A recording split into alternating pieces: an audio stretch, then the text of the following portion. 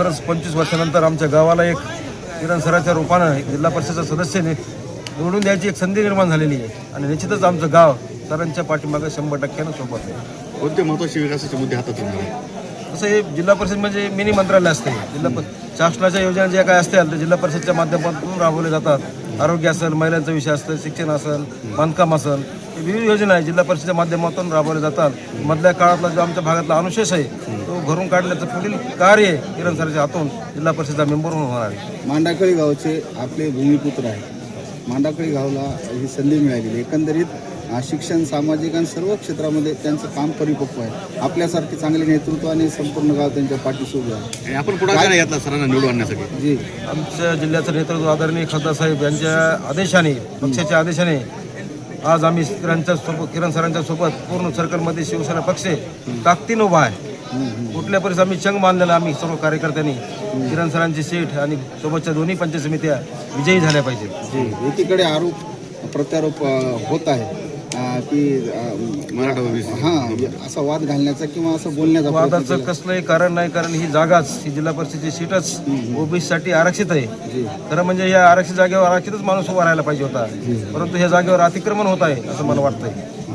ही जागा ओबीसीची खऱ्या ओबीसीची आहे असं मला वाटतं. मतदारांना काय आव्हान कराल? मतदारांना एवढं आवाहन करेन की हे असं एक सुशिक्षित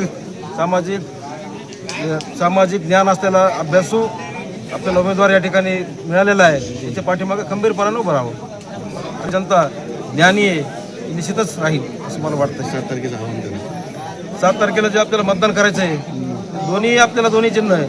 जिल्हा परिषदेसाठी मशाल आणि खाली पंचायत समितीसाठी देखील मशाल. दोन्ही उमेदवार अगदी सुज्ञ आहेत, सामाजिक कार्याची जाणीव असलेले उमेदवार आहेत. अशा उमेदवाराला प्रचंड मतानं विजय करून आपल्याला संधी निर्माण करून द्यायची आहे. आज जिल्हा परिषदेच्या निवडणुकीच्या प्रचारानिमित्त आज गावामध्ये आम्ही एक सभा घेतली आणि छोटीशी सभा होती ती, पण खूप प्रचंड प्रतिसाद या ठिकाणी मिळालेला आहे. लोकांचं प्रेम या ठिकाणी आहे आणि मला निश्चित खात्री की मांडाकळीच नव्हे तर पंचक्रोशीतील सर्व गाव या ठिकाणी वाट पाहत होते की सर कधी इलेक्शनला उभे राहतात आणि निश्चितच त्यांच्या त्या भावनेचा आदर ईश्वराने केला आहे मी असं म्हणेन आणि मला या ठिकाणी उभं राहण्याची त्या ठिकाणी बुद्धी दिली.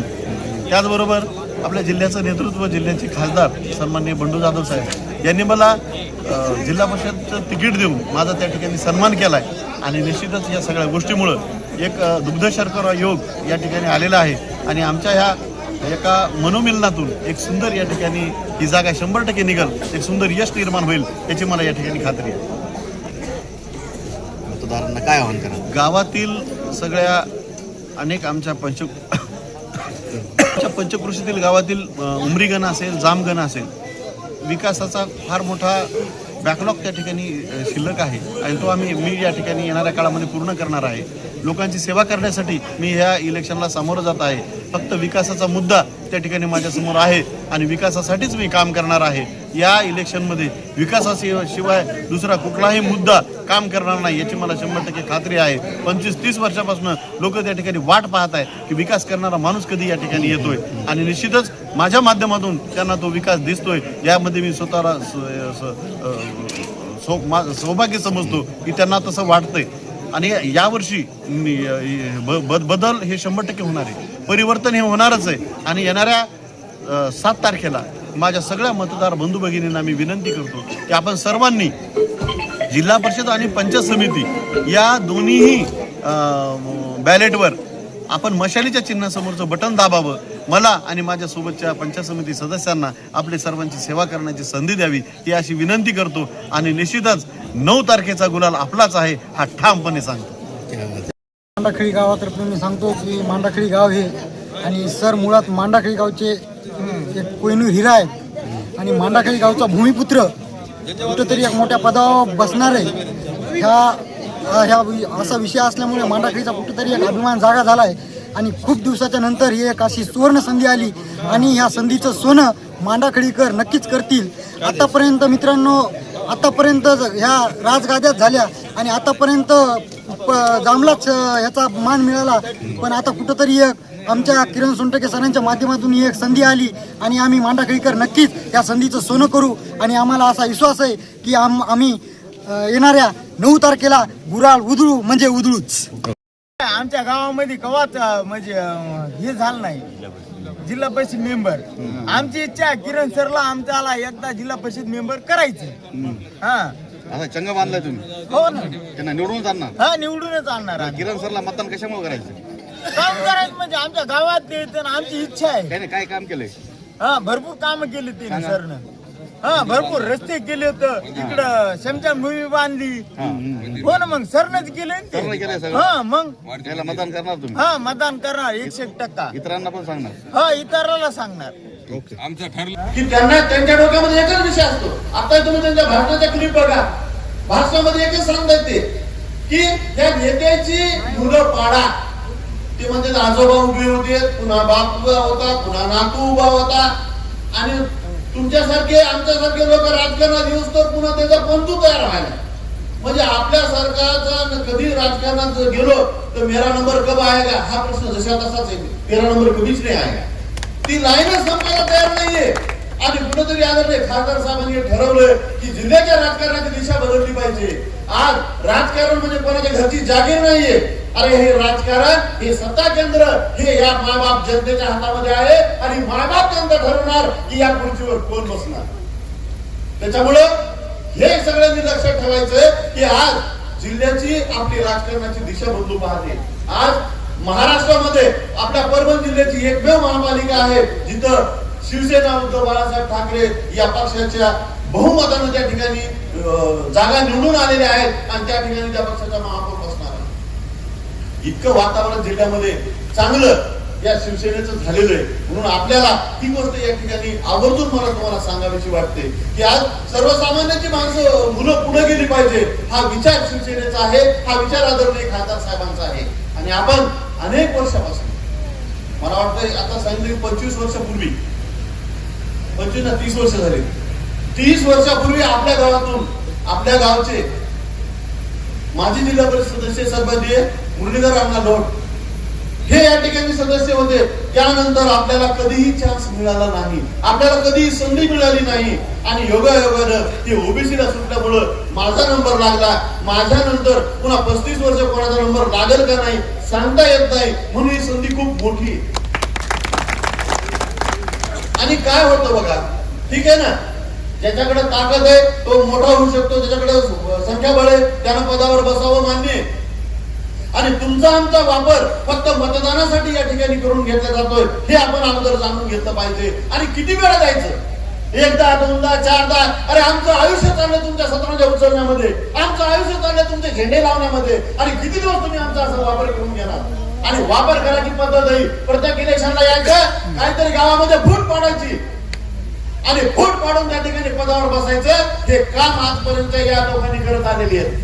मित्रांनो, आज आपल्याला उघड्या डोळ्यानं बघायचंय, आपली सतत विवेक बुद्धी जागी ठेवायची आहे आणि पूर्ण विचाराने निर्णय घ्यायचा आहे की खरंच इतके दिवस आपला कसा वापर करून घेण्यात आला. हा वापर इथं आता थांबला पाहिजे. आता याचं झालं ते खूप झालं. आजही आपल्या गावातले 4 लोक घेऊन त्यांचे खाणं फुकायचे काम चालू आहे. आज आपले बांधव त्यांच्याकडून जे काम करतायत ते आपल्या गावचे बांधव आहेत. आज त्यांच्या डोक्यामध्ये नशा चढली, कशाची नशा मला माहित नाही. त्यांना कळत नाही आपण काय करतोय. अरे इथं गावाच्या अस्मितेचा प्रश्न आहे, इथं गावाच्या नावाचा विषय आहे. उद्या आज या ठिकाणी किरण सोनटके उभा नाही, किरण सोनटके मांडाखळीकर उभा आहे. उद्या जिल्हा परिषदेला मांडाखळीचं नाव त्या ठिकाणी लागणार आहे. एवढी मोठी संधी एवढ्या वर्षानंतर आपल्याला भेटलेली आहे. आणि असं असताना तुम्ही दळभद्रीपणानं विरोधामध्ये काम करता.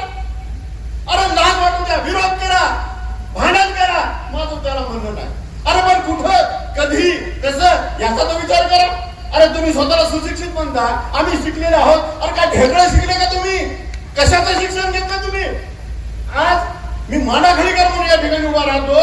काही वर्षापूर्वी मी मांडाखळीकर म्हणून एक नाचत होतो इथं, टी शर्टवर मांडाखळीकर नाव टाकून नाचत होतं. आणि आज जेव्हा मांडाखळीकर उभा आहे तो बहुमत विरोधात हिंडतोय. हे कशाचा मांडाखळी? डुप्लिकेट मांडाखळीकर.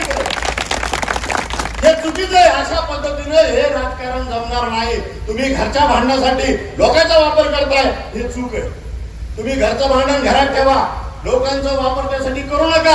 सत्ता कशासाठी असते? सत्ता कोणाचं पोट भरण्यासाठी आणि सत्ता कोणाचं घर भरण्यासाठी नसतं. मित्रांनो, सत्ता ही गावाच्या विकासासाठी असते. हे समजून घेतलं पाहिजे. आमचे मित्र आज फिरायले कवाच गावामध्ये येत नाहीत. कोणाच्या सुखाला नाही, दुकाना नाही, लग्नाला नाही, कार्याला नाही, डायरेक्ट इलेक्शन टू इलेक्शन. कशाला किरण सोंडेकर विरोध? अरे तू काय घोडं मारले मी? काय प्रश्न आहे? चुकलं तुम्हाला सांग ना, आपण दोस्त आहे. एकदा म्हण ना किरण तो चुकले. अरे किरण सोंडेकर एवढा मोठ्या मनाचा माणूस आहे, माझ्यापेक्षा वयाने लहान जरी मुलगा असला आणि माझं जर काही चुकलं तर हात जोडून माफी मागतो त्या माणसाची. मला त्याच्यामध्ये कमीपणा वाटत नाही. अरे चूक ते चूकच आणि बरोबर ते बरोबरच असतं. मी काय आभाळातून पडल्या नाही, मी काय देव माणूस नाहीये, मी माणूसच आहे. माझ्याकडून चुका होत असतील, मला त्यात काही कमी जास्त वाटत नाही. पण मित्रांनो, माझ्या मित्राला सांगायचंय, अरे झालं ते बस झालं, आता विचार कर. हा तुझ्या मनामध्ये काय मला माहित नाही. हा दुश्मनाचा विषय नाही, हा आपल्या गावाचा विषय आहे.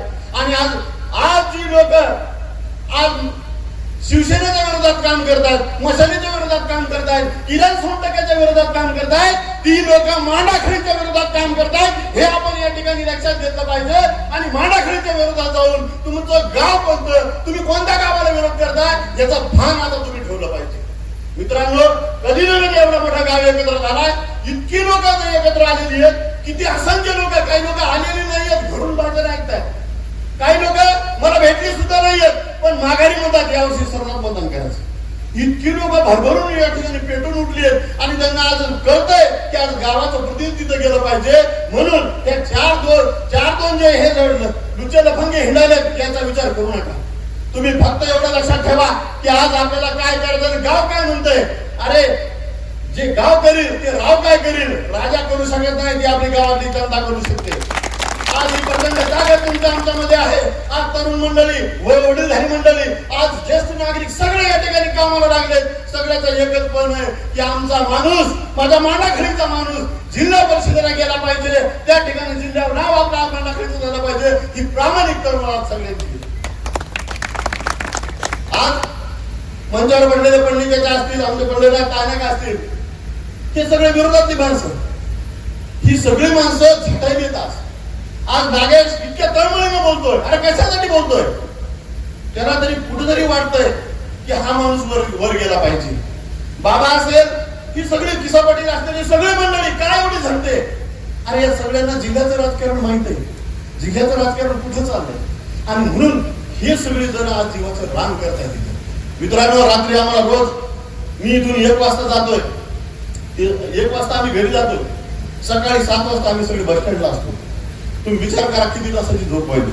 3-4 तास फक्त झोप आहे. बरे करायचं कशासाठी? ठीक आहे, घडीभर विचार करू, मी पदावर जाईल, पण त्यांना काय मिळणार? त्यांचा काय स्वार्थ?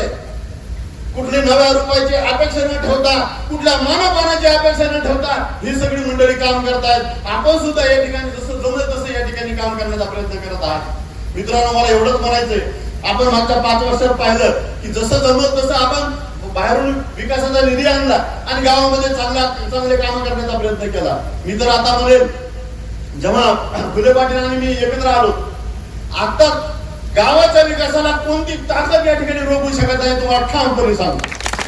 आज आम्ही दोघे एकत्र आलो, करोडो रुपयाची कामं आपण या ठिकाणी गावामध्ये करूयात आणि गावाचा कायापालट करूयात. आणि गावाचाच नाही, या पंचक्रोशीतल्या सगळ्या गावाचा या ठिकाणी आपल्याला बदल करायचा आहे.